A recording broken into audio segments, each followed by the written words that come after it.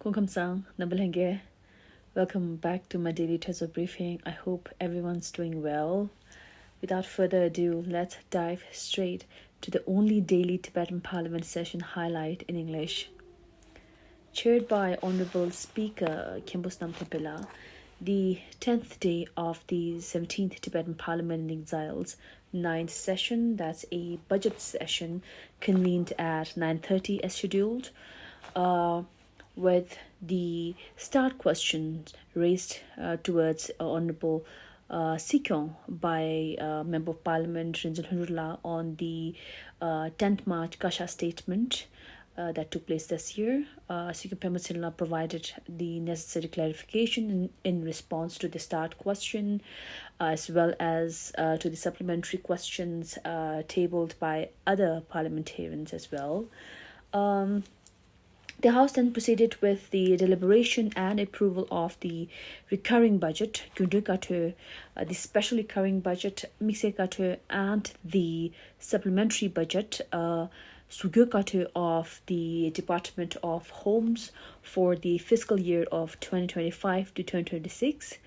Moreover, the recurring budget of the Chief Representative Office of the South Zone and the 5 Tibetan settlements without local Tibetan assemblies for the new fiscal year was also sanctioned unanimously.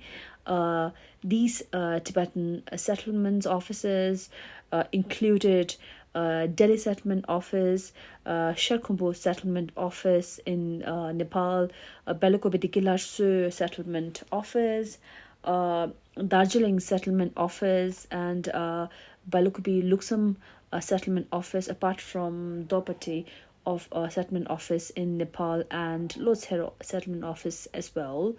Then the parliamentarians continued its deliberation by raising the queries and concerns for the various matters of the department, whether it's on the risks that water intensive with intense use of pesticides involved in ginger cultivation within Shicha premise poses, questions on pursuit of organic farmers market locally, and the productive work of organic research and training center based in Balakope.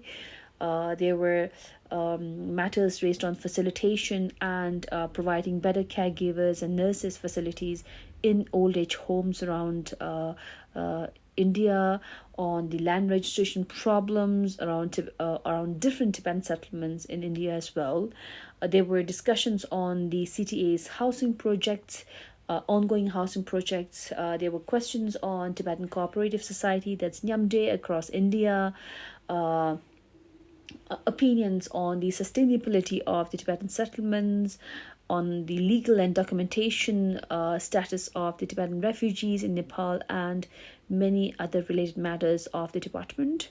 Sigum Pembosilna, the incumbent Kale of the Department of Homes, Nangsi Lekhum, provided his responses to all the concerns and questions raised regarding the budget of the department.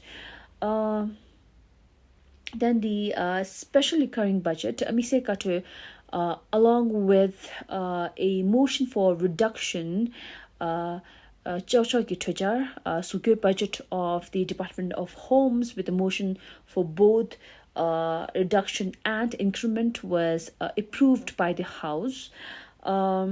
Furthermore, a motion of increment for the budget of the Tibetan Refugee Welfare Office in Nepal was also sanctioned unanimously. Then, as per the list of business, the House then proceeded on to the deliberation and approval of the 2025 to 2026 recurring budget, the special recurring budget, and the supplementary budget of the Office of Tibet that were postponed for the examination and reconsideration on the ground, namely the Tibet Information Office in Canberra, Australia, and its Tibetan Cultural Centre Limited, based in Australia. The proposal of increment in relation to Sugyo budget of the Tibetan Cultural Centre Limited which was tabled with a motion for increment, involved the sale of an immovable property in Victoria that was offered to His Holiness the Dalai Lama to work on his visions was discussed in length.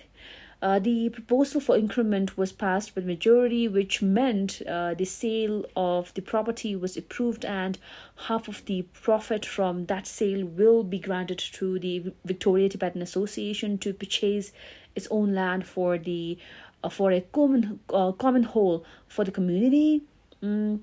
Secondly, the recurring budget for the Office of Tibet, Washington, D.C., was also sanctioned under the Department of Information and International Relations.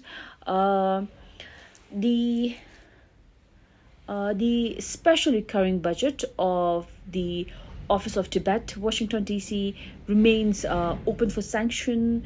The entire debate regarding the special recurring budget of the Office of Tibet, Washington, revolved around a decision of providing a loan of $4 million for Tibet Town project to the Tibetan American Foundation of Minnesota, as per the documents tabled in the Parliament. While Honorable Speakers and Sekong received a letter from 8 of the 11 members of the Tibetan American Foundation of Minnesota, who categorically denied their knowledge of such a project underway, which would require them to repay the loan with interest after 30 months, hence a fear of not being able to enact on the project successfully. So there was also a motion for reduction of the entire amount proposed in the House due to lack of clarity on the matter and disagreement by the 2/3 of the members of the foundation.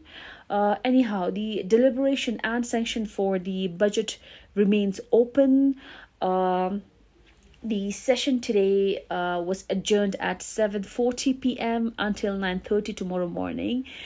So this was it for today. Lots of discussions, lots of deliberation, deep deliberation, especially in terms of the Office of Tibet in Canberra, Australia, and the Office of Tibet, Washington, D.C. in USA. So if you wish to watch the discussions that is taking place, you can go back and watch the last session of the day. You'll be able to get an idea about the projects involved, which the prior one which received the majority of the support of the Parliament, and about Minnesota, as I mentioned, we will be deciding on it most possibly first thing in the morning tomorrow. So this is it for today.